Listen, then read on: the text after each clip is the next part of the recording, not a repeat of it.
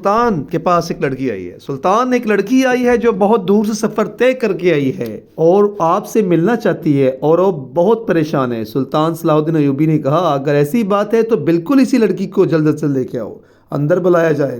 ظاہر ہے کہ نازی کے ارادے تو کچھ اور ہی تھے. نازی نے سلطان صلاح الدین ایوبی کے ساتھ کہا کہ وہ لڑکی اس بات کی بھی ضد کی کر رہی ہے کہ وہ آپ سے اکیلے ملنا چاہتی ہے. یہ سن کر سلطان صلاح الدین ایوبی کے چہرے پر مسکراہٹ آ گئی کیونکہ آپ سمجھ چکے تھے کہ یہ نازی جو اندرونی طور پر رسائیوں کا ایجنٹ ہے یہ آپ کی کس چال میں پھنسانا چاہتی ہے. لہذا سلطان اور صلاح الدین ایوبی نے فرمایا اگر ایسی بات ہے تو ٹھیک ہے, میں اپنے خیمے میں جا رہا ہوں, اسے خیمے میں بھیج دیا جائے. سلطان صلاح الدین ایوبی کی اجازت ملنے کے بعد اس غدار کمانڈر نے اس لڑکی کو یہ مشورہ دیا کہ تمہیں جا کر سلطان صلاح الدین ایوبی کے ساتھ غلط حرکتیں کرنا ہے, اپنی طرف مائل کرنے کی پوری کوشش کرنا ہے, اور ساتھ ہی اس سے یہ وعدہ کیا کہ اگر صلاح الدین ایوبی کو ایک گلاس بھی شراب پینے کے لیے راضی کر لیا تو تجھے وہ سب کچھ دیا جائے گا جو تیری مرضی ہوگی. لہٰذا اسی ارادے کے ساتھ وہ لڑکی صلاح الدین ایوبی کے خیمے کی طرف روانہ ہوئی. لیکن جیسے ہی لڑکی صلاح الدین ایوبی کے خیمے میں داخل ہوئی تو فوراً صلاح الدین ایوبی نے اپنے کندھوں سے چادر اتار کر اس لڑکی کو وہ چادر دے دی.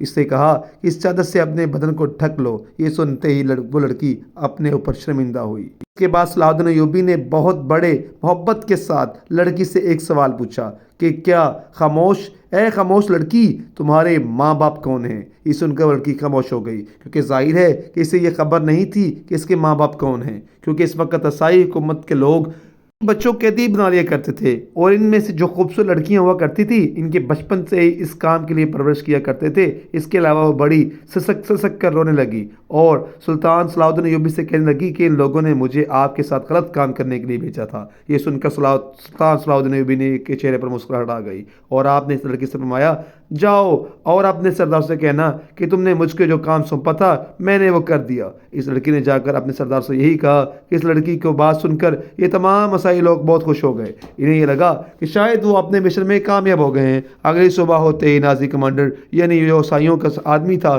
اور مسلمانوں کی فوج میں رہا کرتا تھا, اس نے شور مچانا شروع کر دیا کہ دیکھو ہمارا سلطان تو ایک شرابی ہے, ہمارا سلطان تو ایک زناکار ہے. تمام لوگ اس سے بڑی حیرت میں پڑ گئے اور لوگوں کے درمیان پھوٹ کر پڑنا شروع ہو گئی. جب سلطان صلاح الدین ایوبی اپنے خیمے سے باہر آئے تو انہوں نے دیکھا کہ پورے محل میں ان کے بارے میں یہی باتیں گردش کر رہی ہیں. سلطان صلاح الدین ایوبی نے فوراً فرمایا کہ تم لوگ مجھ پر اتنی بڑی تہمت لگا رہے ہو, کم سے کم ایک بار اس لڑکی سے تو پوچھو. اس بارے میں نازی کمانڈر دعویٰ کر رہا ہے, لہٰذا اس لڑکی کو بلایا گیا. اس نے تمام لوگوں کے سامنے جواب دیا قسم ہے مجھے اس خدا کی جس نے میں مانتی ہوں, میں نے اپنی پوری زندگی میں سلطان صلاح الدین ایوبی سے زیادہ شریف اور نیک شخص نہیں دیکھا, کیونکہ رات بھر میں ان کے خیمے میں رہی. ان کے باوجود سلطان صلاح الدین ایوبی نے کوئی غلط کام کرنا تو دور میری طرف غلط نگاہ سے بھی نہیں دیکھا. جب لڑکی نے یہ جواب دیا تو تمام لوگوں کے سامنے اس نازی کمانڈر کی بڑی بےزتی ہو گئی. اس کا منہ کالا ہو گیا. عیسائیوں کو جب یہ لڑکی اور شراب دونوں سازشیں ناکام ہو گئی تو اس کے بعد انہوں نے مسلسل صلاح الدین ایوبی کے خلاف سازشیں جاری کر دی, لیکن وہ ہر سازش میں ناکام ہوتے گئے. لہٰذا اب ان لوگوں کو ڈر ستانے لگا کہ آخر سلطان صلاح الدین ایوبی سے کیسے نپٹا جائے, ورنہ ایک دن وہ آئے گا کہ یہ بیت المقدس کو ہمارے ہاتھوں سے چھین لیں گے. آخرکار جب سلطان صلاح الدین ایوبی نے مصر کی تمام مصیبتوں سے چھٹکارا پا لیا اور مصر میں اپنی سلطنت کو بہت زیادہ مضبوط کر دیا تو پھر انہوں نے بیت المقدس کے راستے پر روانہ ہوئے کا ارادہ کیا. بالآخر سلطان صلاح الدین ایوبی اپنی فوج کے ساتھ بیت المقدس کو فتح کرنے کے لیے سے نکل پڑے. سلطان صلاح الدین ایوبی نے ان کی فوج کے لوگوں میں جہاد کا جذبہ کوٹ کر بھرا ہوا تھا. ان لوگوں کی زندگی کا صرف ایک ہی مقصد تھا, بیت المقدس کی فتح, اور پھر حتمین کے میدان میں عیسائی اور مسلمان جاری ہو گئے.